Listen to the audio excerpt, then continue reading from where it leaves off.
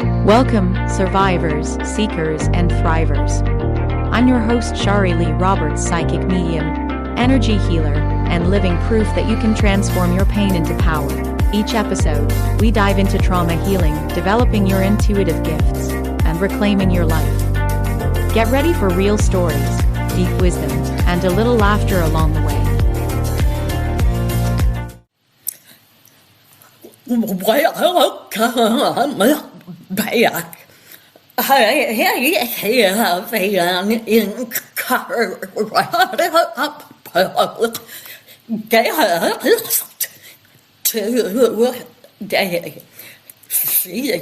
Here's not my typical guest talking about trauma per se, but I really think we will talk about does involve underlying, or not even underlying, but her real fake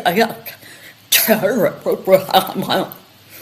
I have the beautiful and intelligent Briana Gervat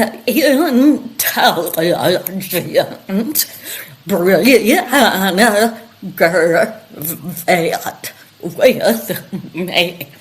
It is a pleasure having you. Now, just a little bit about her being forward way dive in. Briana Gervat with the undergraduate and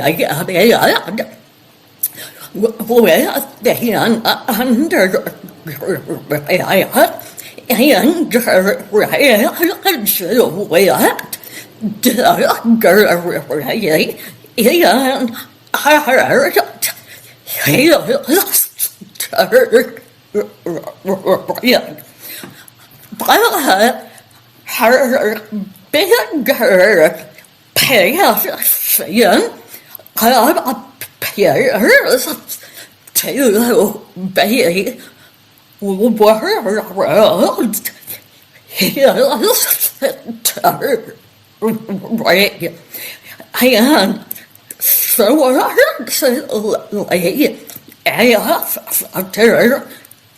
COVID in 2022, Briana took off to Rwanda to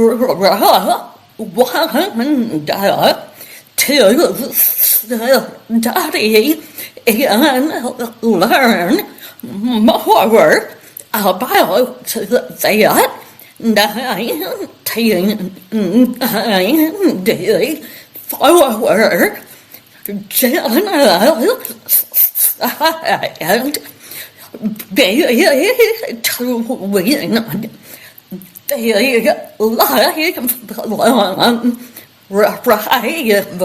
genocide between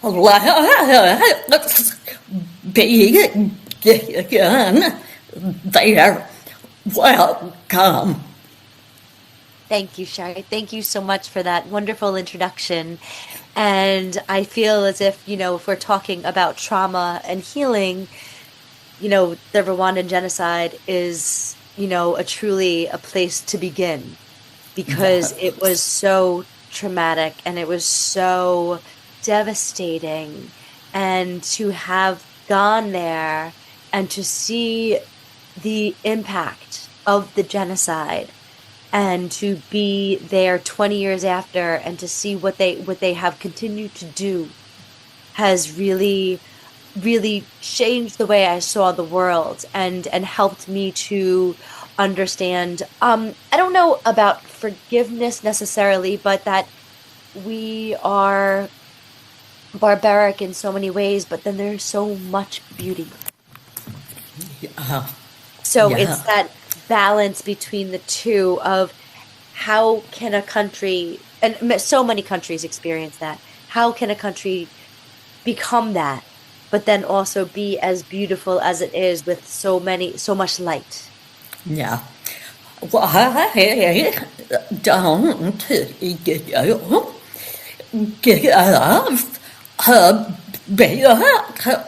around those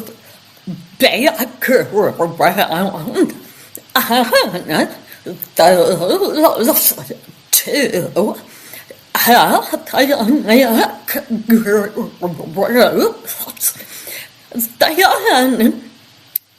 give a bring people into what led up to the genocide and how those deaths to genocide can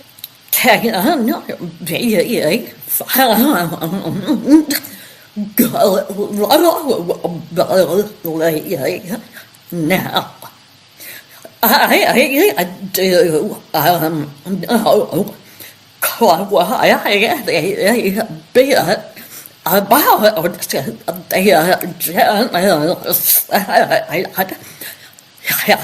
haven't been written a Korean play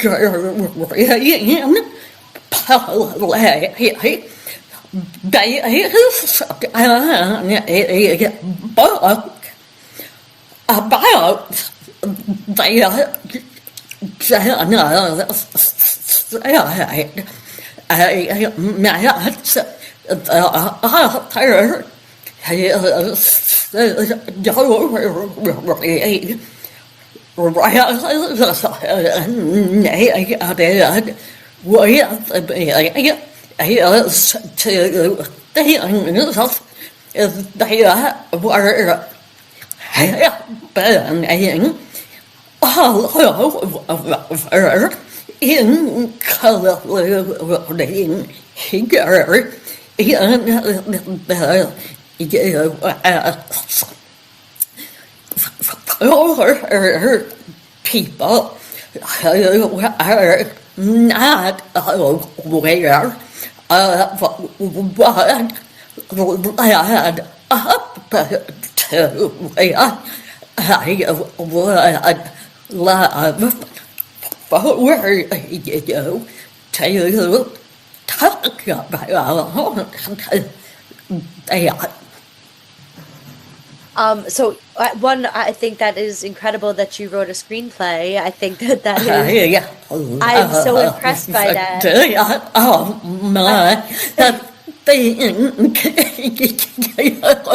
No, You thank know, you. It's so interesting because, you hear, people hear about the genocide and they hear, and, they maybe watch Hotel Rwanda, but for someone to learn about it and then to take a story and make it into another story, to try to talk about it is such a beautiful thing. And I love that we have that connection. I think that is, I think that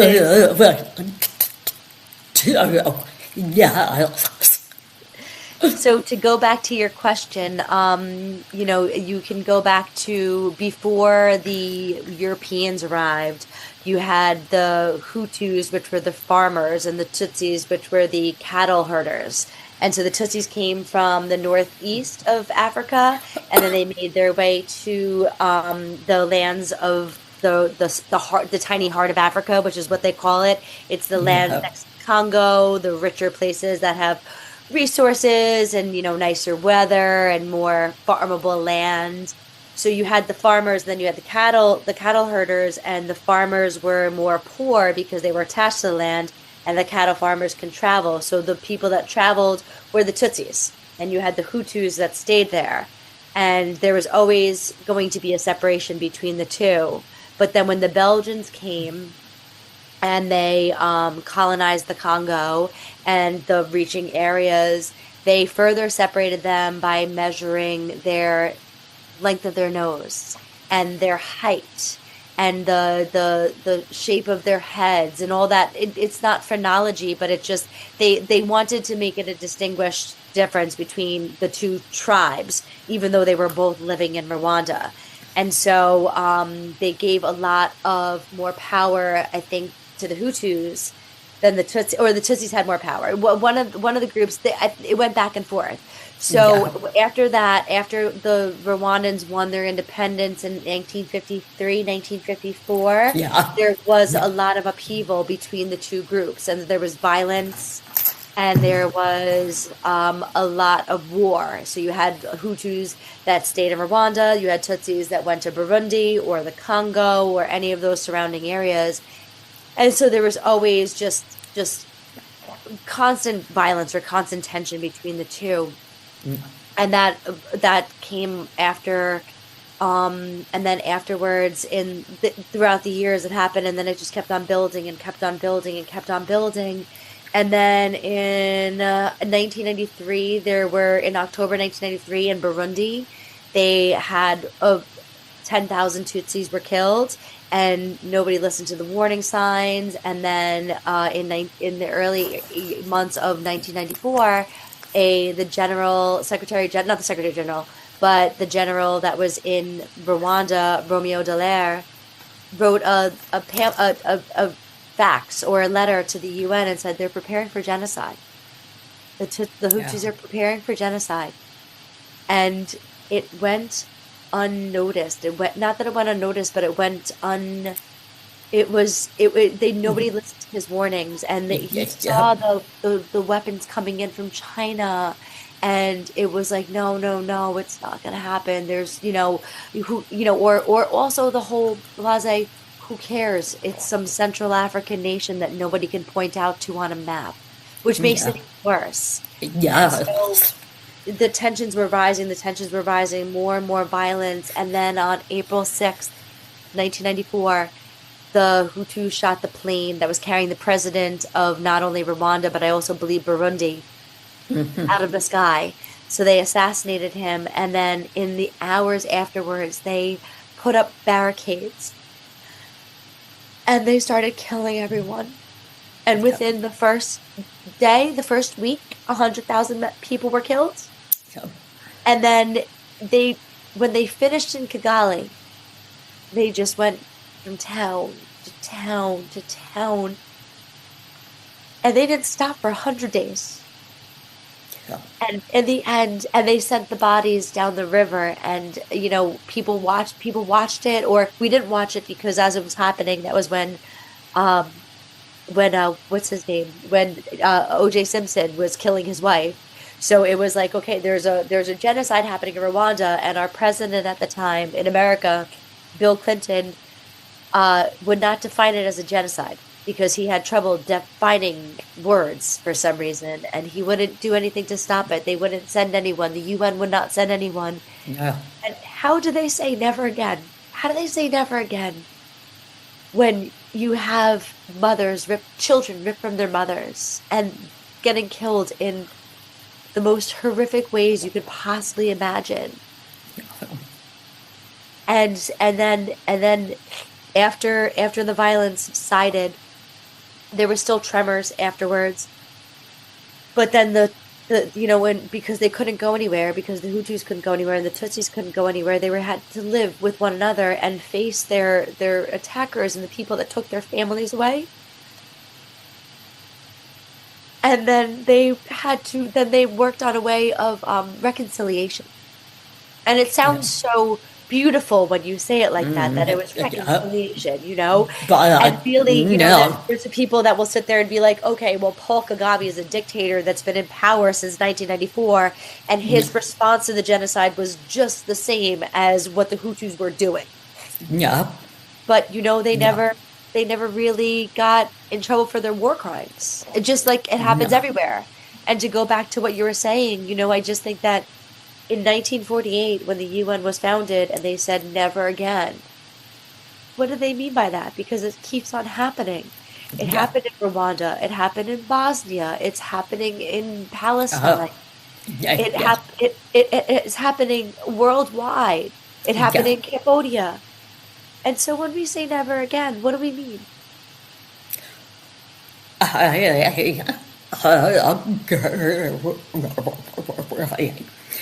And I after studying they are polite. I was like you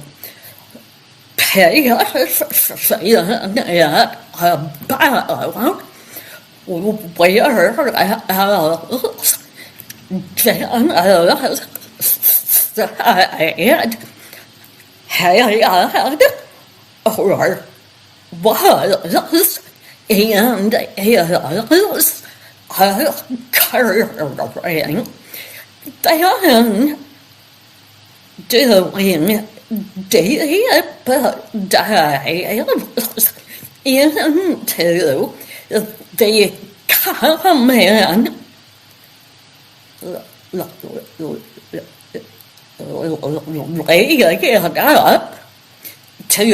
it up to every one of those one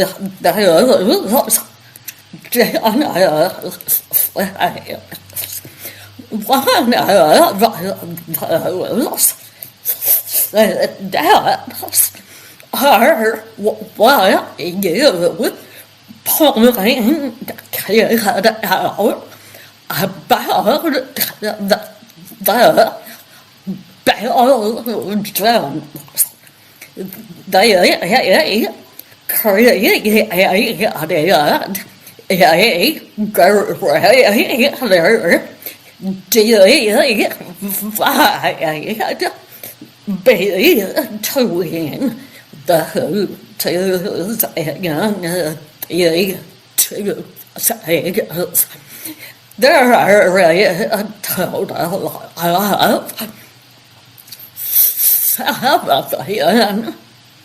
states they are leading to genocide. Forward make boldly that it continues to happen. Those people become more they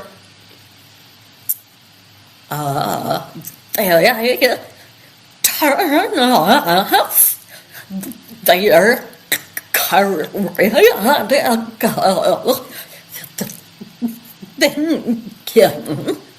and follow and feel the way they are told to proceed or feel about a particular ethnic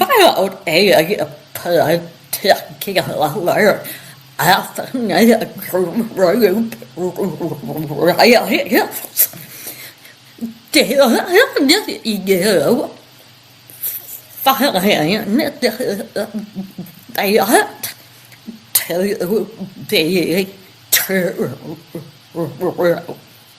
Very, very, very much so. I think that that is the answer to all why war is prolonged or why war is began and why genocides continue to happen because you dehumanize someone Yeah.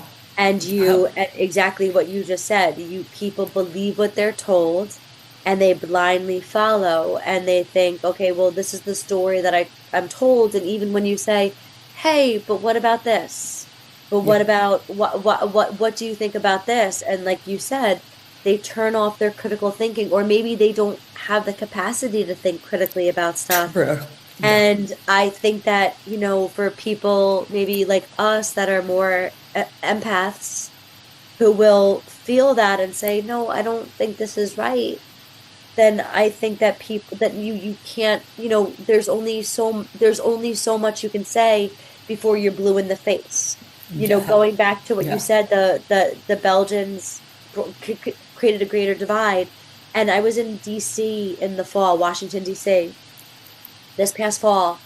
And it's so interesting because I walked the Western Front of World War One, and, the Belgians screamed bloody murder about how horrific the Germans were.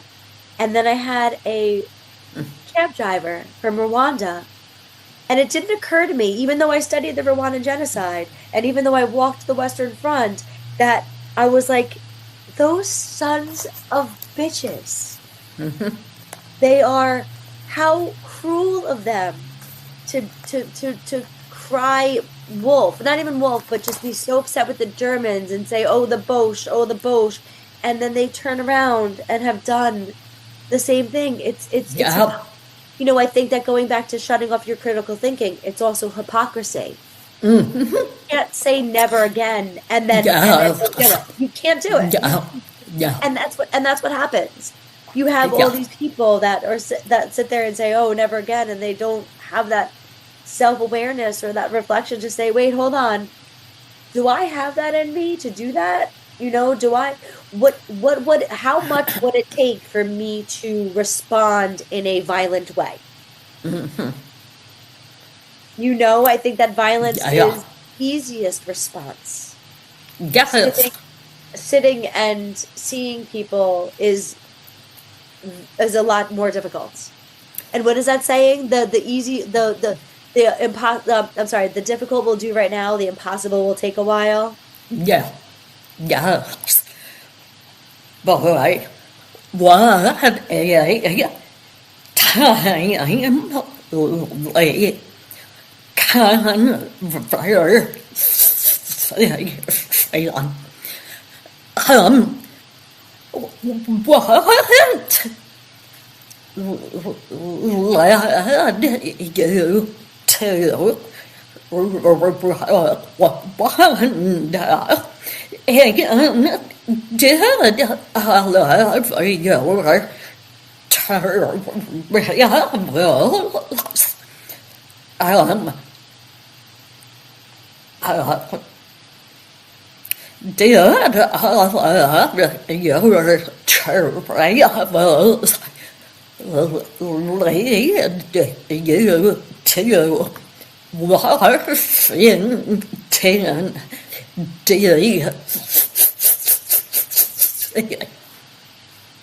Yeah, so what led me to Rwanda, I think I was in graduate school and I was writing my thesis, my master's thesis.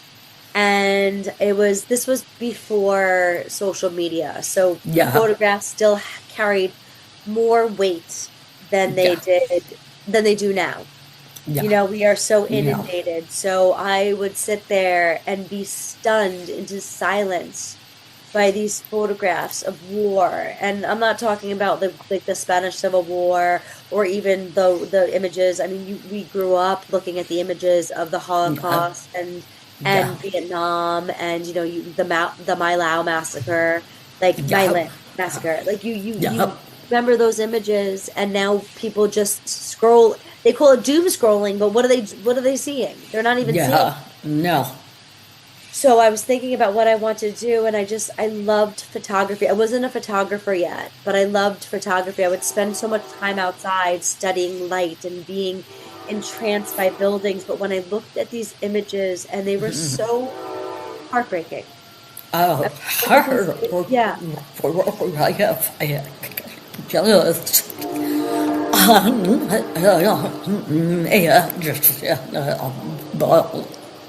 Very much so. And so I thought, there's that old adage for photographers that one image can change the world. Mm-hmm.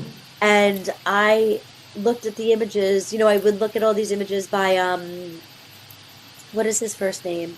this man named Gilles. Gilles. No, I forget his, but he was a beautiful photographer. And then I came across all these other images because after the genocide ended, journalists would come in and they took these pictures, and it was just like even thinking about what they saw Yeah.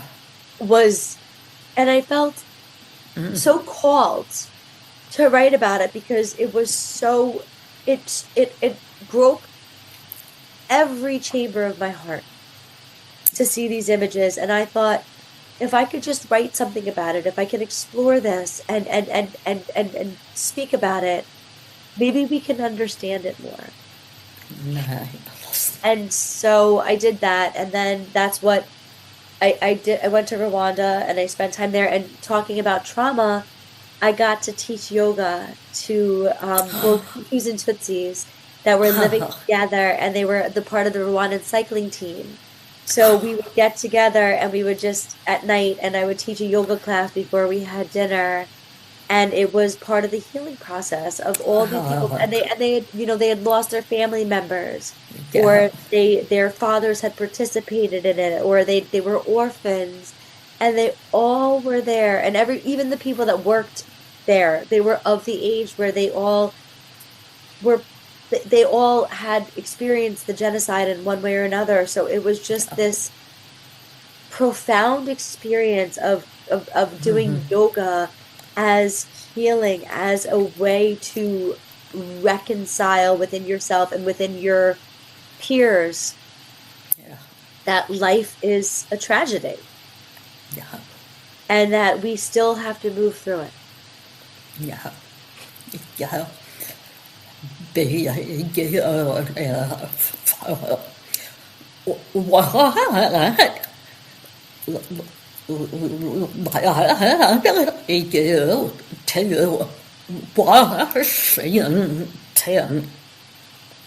Afterwards, so after Rwanda, I went on another pilgrimage. I want to talk about that too. So we go into that now, and then talk about Washington. Sure. Sure. So, okay. So going back, so after I finished after I went to Rwanda and stuff, this was at we had been at war in Iraq and in Afghanistan for years, and then we started bombing Syria, and it was a proxy war. We were bombing Syria because we really wanted to fight Russia, but then we really wanted to, it was really confusing as to why that was all happening, and I was very confused. So I would have these dreams, and I didn't know, but I have guides. Maybe they're guardian angels, or they're guides, or they're these, and they were always these men that would just surround me and just say, like, push me in a direction and just say, no, you need to do this. And I just, like, you know what? I wasn't as, like, I was very spiritual, but not in the way that I am now. It took me a long time to recognize, but I said, it was like, oh, Spirit's telling me to do this. Like, Spirit's telling me, calling me to go on this journey. And so I went to India, and then I went to the Middle East, and I couldn't go to Syria because I don't know if I didn't have the credentials as a journalist, and I didn't have, the clearance to go. So the closest I can get to it was volunteering in Beirut in a Syrian refugee camp. Oh, wow. So to teach English, and in that Syrian refugee camp, I was in an area that was, for all Palestinian refugees that fled Palestine during the Nakba.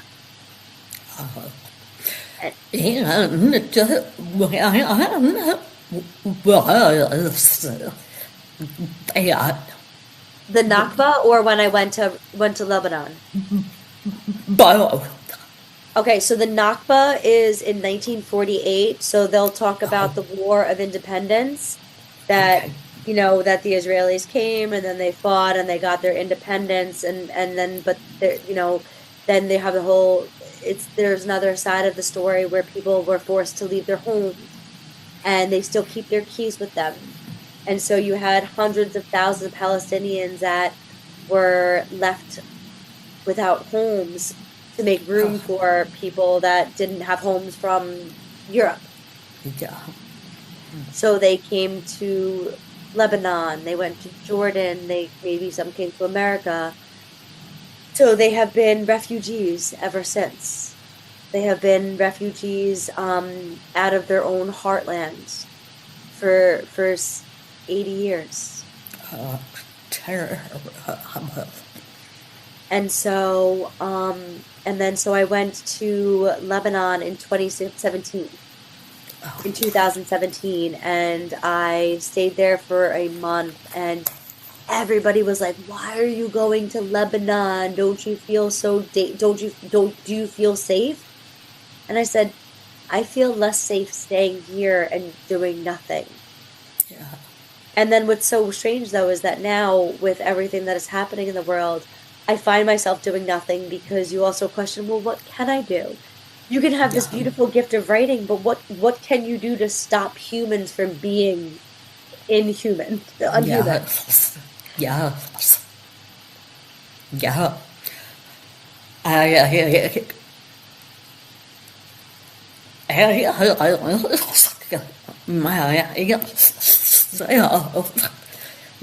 they are too,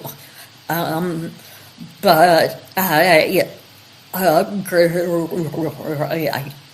There are times we need to wait to be guided. Our bigger teams will guide us. So to be where you are in the moment, present, taking it in, is not doing nothing. I look at it as the time of preparation. We're getting info to prepare us for where and what we'll do next. I cannot wait to hear what you are called to do and where. For me, I am being called to Ireland, and I've never been. You? Yes, no, I've been there. I like it. I haven't been back in many, many years, but why are you called to Ireland? Tell me. I don't know. There is, I think, to we learned it because then more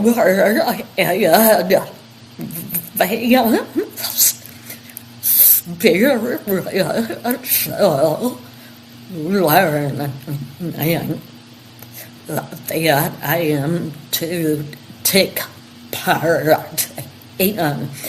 There is also a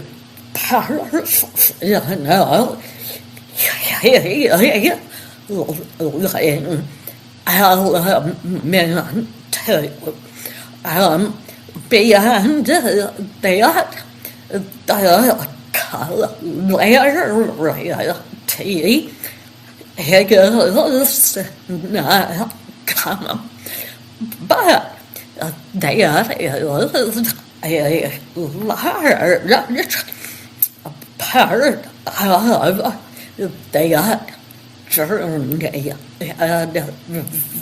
adventure, not being sad in what I believe is going to happen, but being present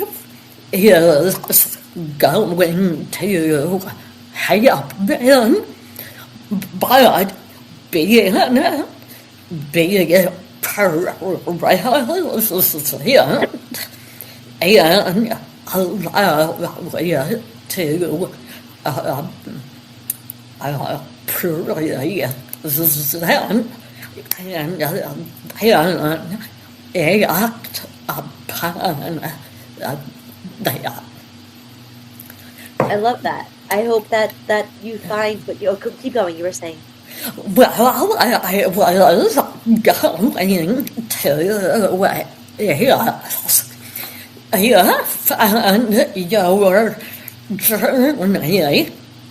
up the western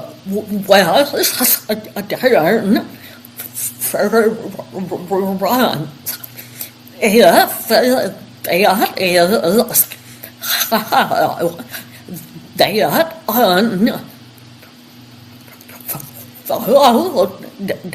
they unfolded for you, and how about you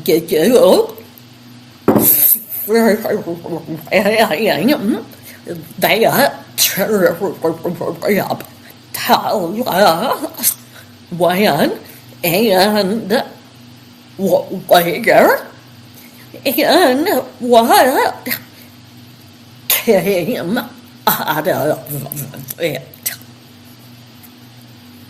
Like you, I was called. I was called in the middle of the night. It was a calling, but it wasn't. It was literally on social media.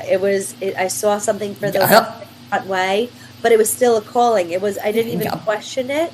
It was just. By then, I had noticed. I had recognized it. But it's so interesting you ask this because I was just in France last week. And I returned to the Western Front, and I walked a part of it while I was there.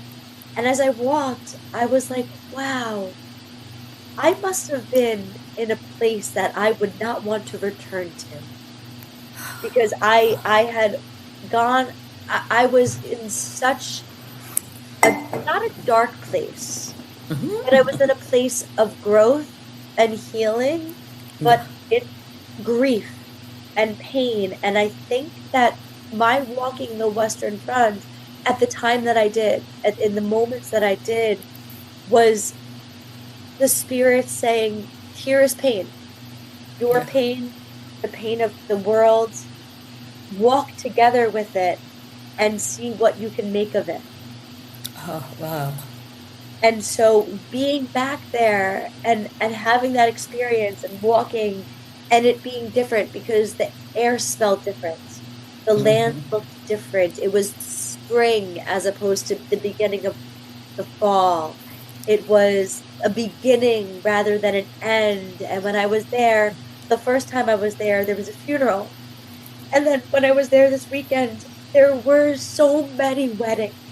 And they would as soon as and I got into the city and they were beeping the horns the whole time, and I didn't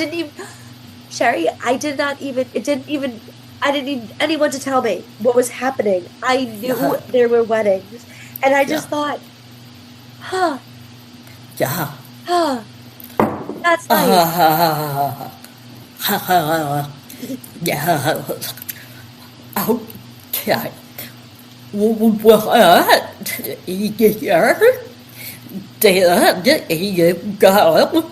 And tell us where your journey began and where you ended. So I walked 500 miles across the Western Front of the Great War, of World War One. And I say this often in my book, that we call it World War One because there was a second war. So I walked 500 miles and I began in the mountains of the Vosges, which is, it's in where Switzerland comes out and France sits on top of it here. So it's almost like the Appalachian Mountains. Yeah. And I walked up along the east side of France and I hugged the east side of France, the border of Germany, and then went up into Belgium. Mm-hmm. And as I walked, I passed by all of the trenches and the battlefields and the sites that they fought along for 4 years. And I would go every day and walk about 15 miles. And some days I would camp. And some days I would stay at hotels. And I eventually found my way to the North Sea in Belgium. Mm-hmm. And, you know, you talking about healing and trauma, I got there and it should have been a beautiful, happy moment. And I was sad because of the war and the wars that continue and the genocide that continue. And my mom and I speak about this all the time. We learned nothing. Yeah. And I was sad because I thought I learned so much, but you know, you are on a healing journey.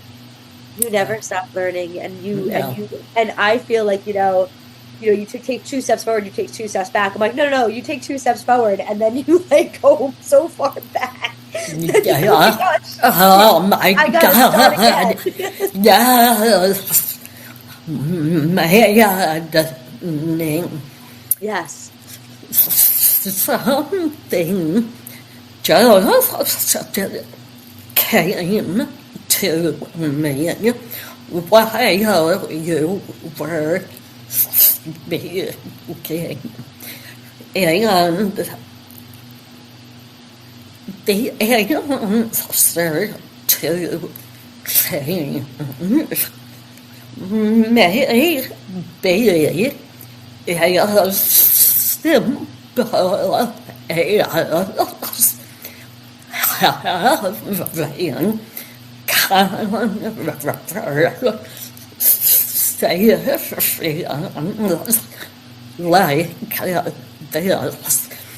editing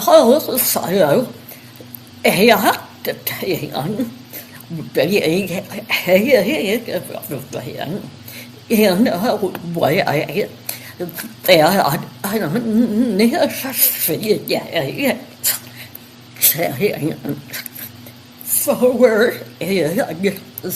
saying for example, you go going on this journeys, being open minded, learning, sharing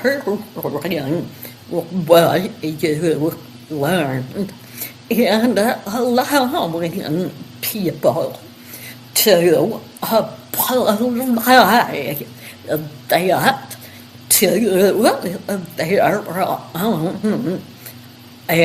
experiences, thoughts, and behaviors, because we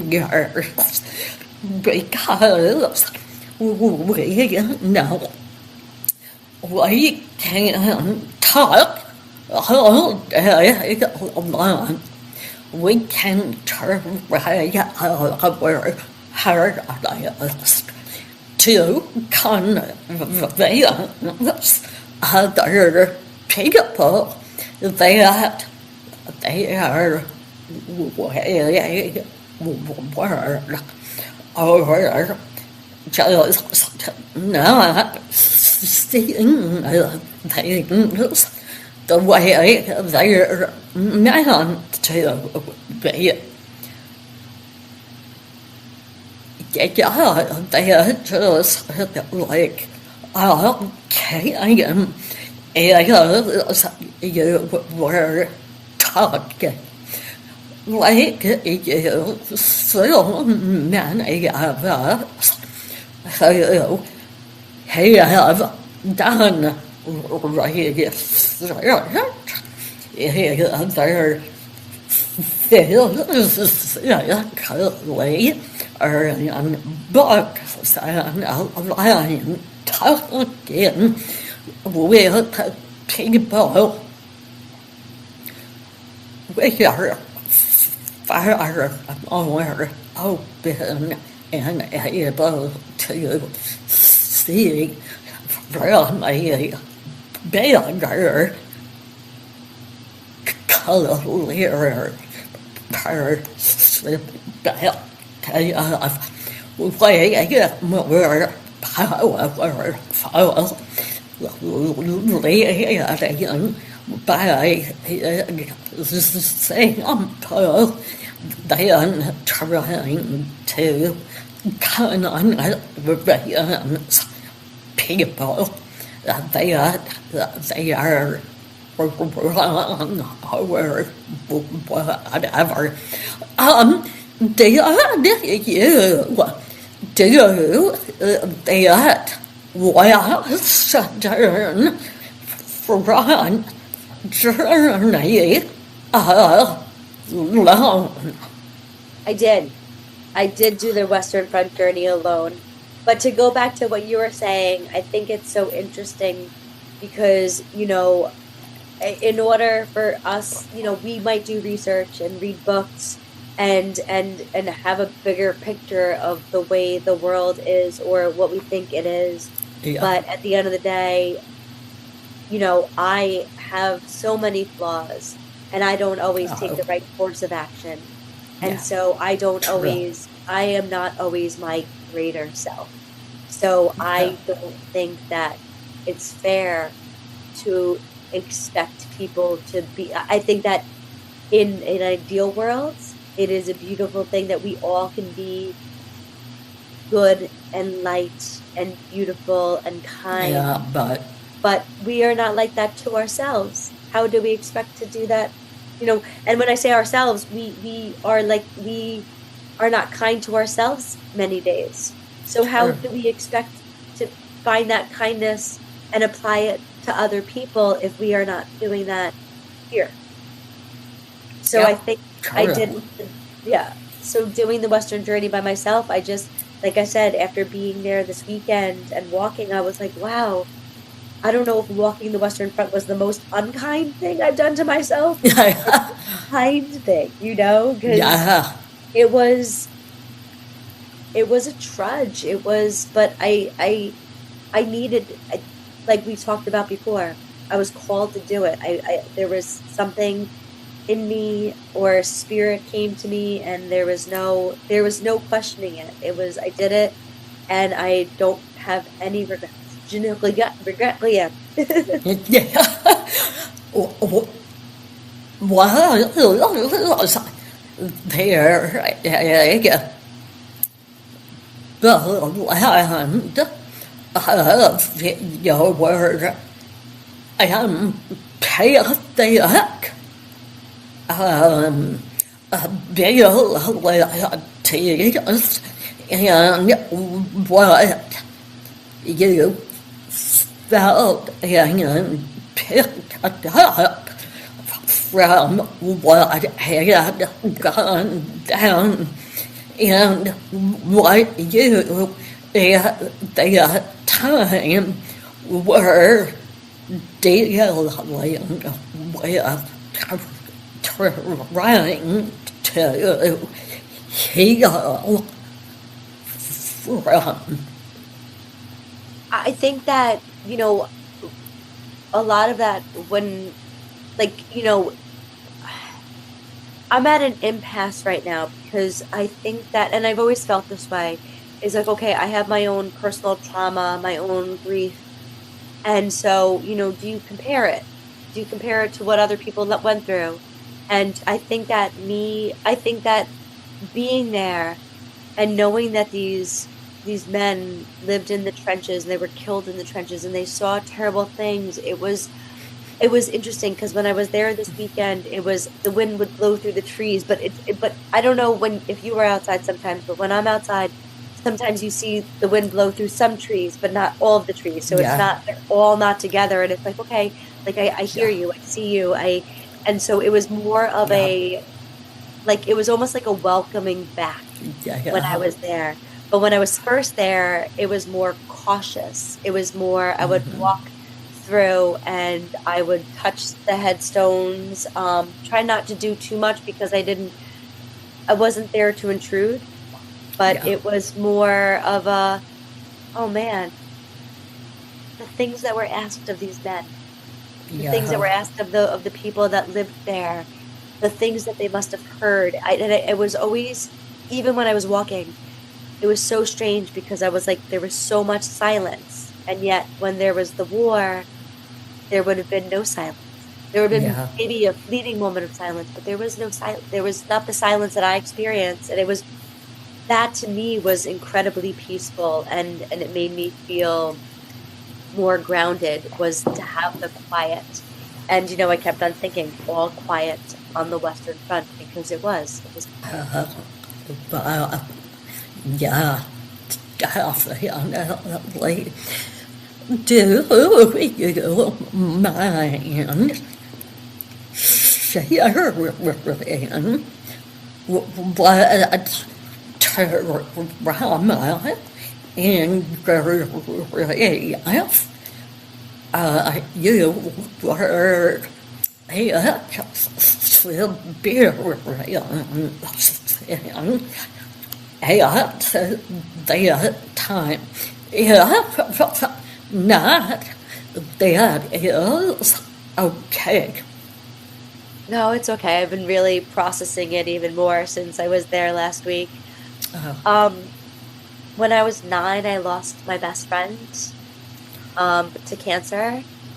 And then 2 months later, it had a profound impact on my entire life. And then my aunt died 2 months later. And it was grief upon grief.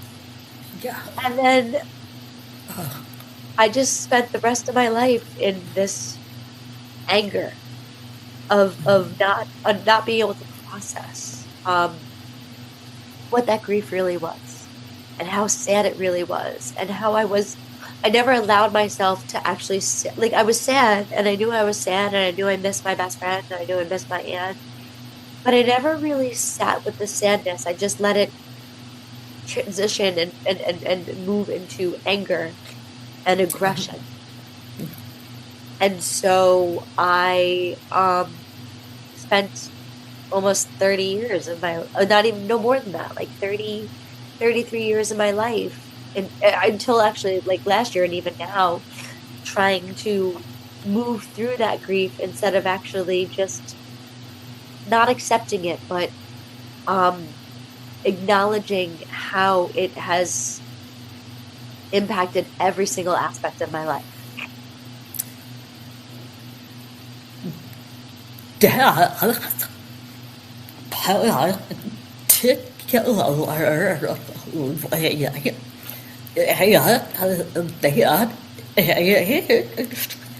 has a profound impact, in particularly if the people around you didn't help you progress and heal.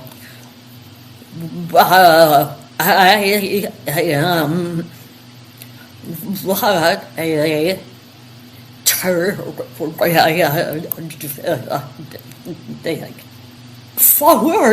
me, growing up, death was a terrifying. Then my grandmother died when I was 5.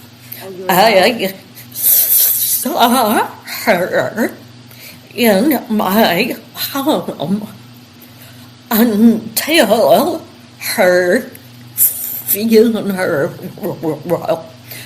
Didn't understand why I saw her, what death was. The grave that my mother, my dad, everybody around me was so profound that it almost became crippling. So, death after that was just a horrible experience. My mother didn't have the wherewithal to explain what death was or is. Yeah. Dad, you have a similar experience when you were in and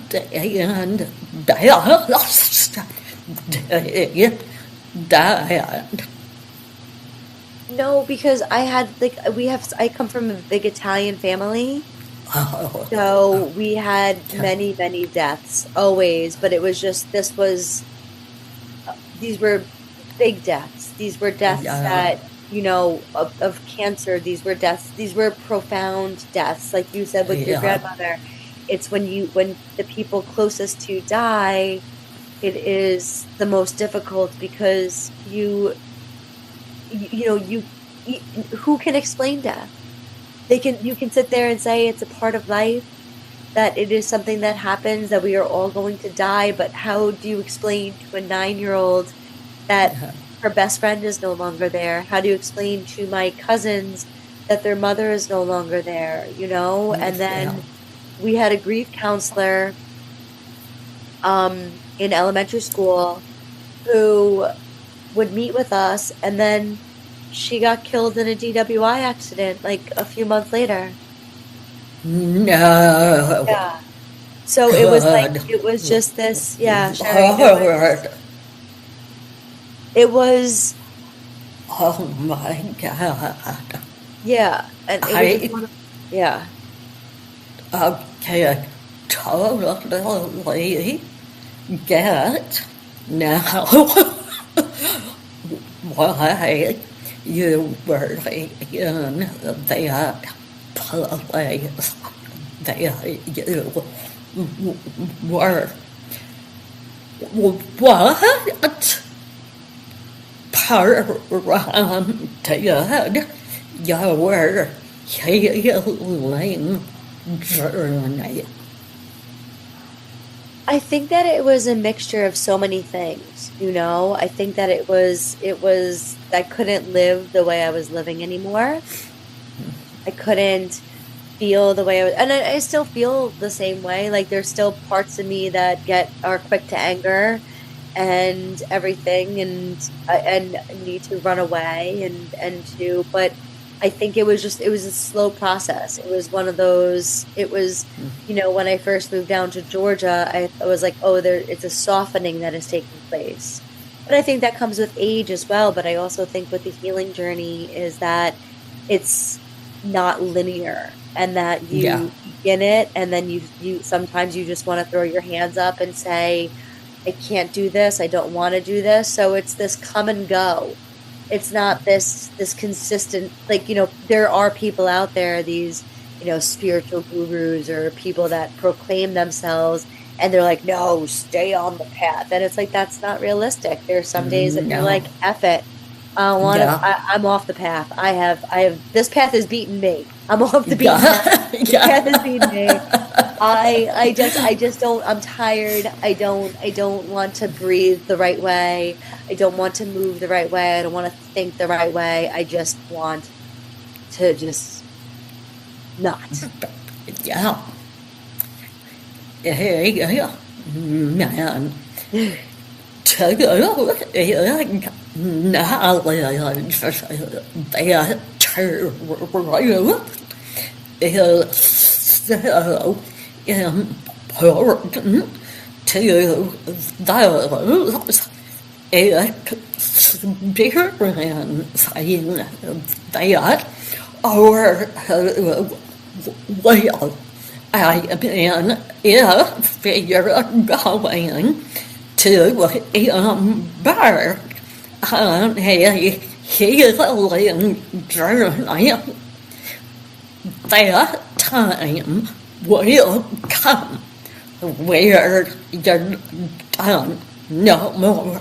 You are feel your wills and but really strong people get up and keep on going forward.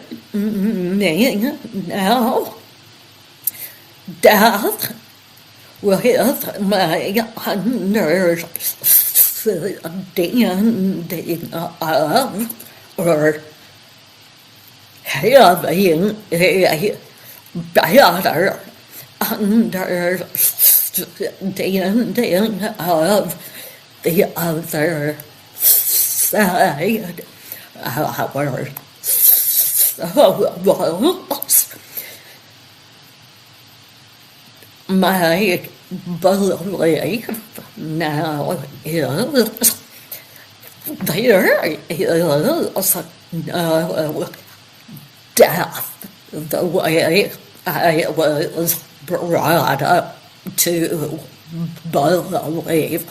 I have always believed in God and that our souls cross over and go to heaven. Right. I that is true in a lot of cases.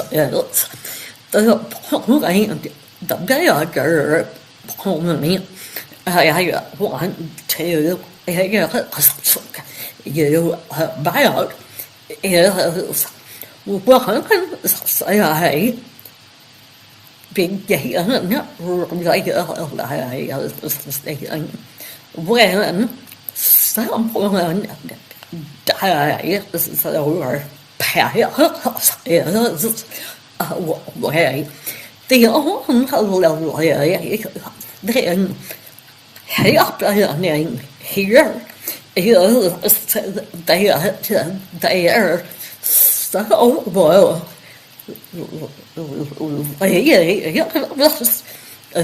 their physical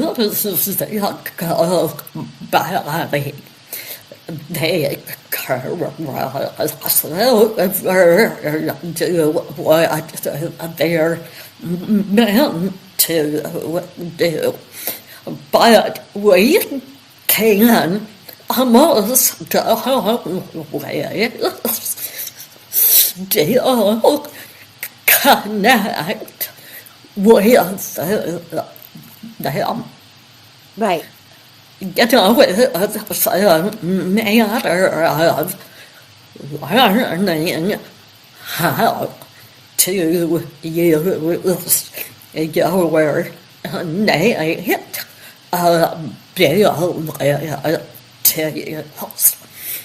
abilities. Your carving understanding or feeling about death, or where are you at this point?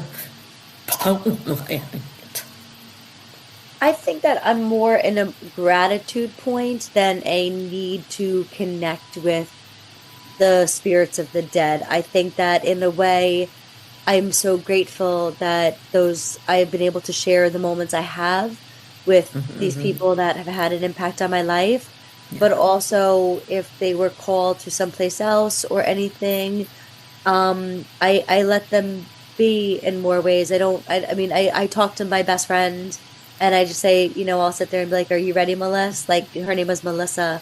And I would talk to her and say, "Okay, you're here with me," but at the end of the day, I think that, you know, uh, there are people that will curse the dead and be like, "Oh, I can't believe you left me," or, Yeah. and, I just one of those, thank you for living your life. Thank you for being present and, wherever you are, Yeah. I Yeah. think that, like, I don't know if we get reincarnated, or that, you get, that we have those soul contracts, those karmic connections, those soul ties, where, if I meet you in this lifetime, I met you in all other lifetimes, and I'll meet you in all the more lifetimes. It's I like to think that we live in one another's orbit in so many ways. Yeah. Yeah.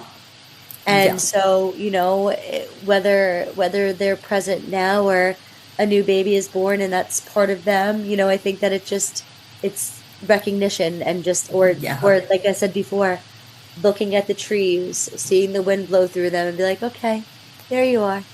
Yeah. I hope so. Like, and we are reincarnated ourselves, continue on learning what they are or it is meant to learn, and it's experience. And again, nothing of that goes down over in that realm is linear either. Nothing is linear. No, you're right. You're right. It's true. There's nothing. Yeah, It's this, like we talked about, like it's the orbit. yes. It's that. Wow. I learned about the word the other day, but the infinity, and there's that idea in geometric Yeah, and sacred geometry, and that idea that it's just infinite. We are, yeah, in our souls, we are infinite. The universe is infinite. All of these yeah, things are, it's infinity, and yeah. it just and then you have that idea of time being infinite, and those, that time is happening simultaneously. There's just so much involved, and you I know know. like, what do you can believe in everything, or you can just be like, you know it is what it is. Yeah, yeah. What? Words ways down. What do you like to impart about your journey or anything else to people listening to this? I think it's something that I'm starting to learn now, is that we have to learn how to breathe, and that means breathing in life, breathing in those experiences, breathing in our emotions, and then exhaling them, and just finding that flow between our own sadness, our own anger, and everything, and that of the world. And if we just take a step back and take a deep breath, then maybe we can keep on moving. We can keep on flowing. And at the times where, you feel like things are at the end of the world, take another breath and see where it takes you.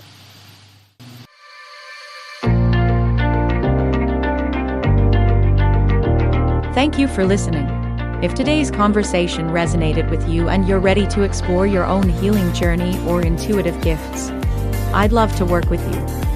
I offer psychic medium readings, energy healing sessions, and intuitive development guidance at shariroberts.org. And if you're not quite ready for a session, but want to be a part of the conversation in a supportive community, join my private Facebook group. The link is in the show notes. You can also connect with me on LinkedIn, Facebook, and Instagram. This is Shari Leigh Roberts. Until next time, remember, you're never alone.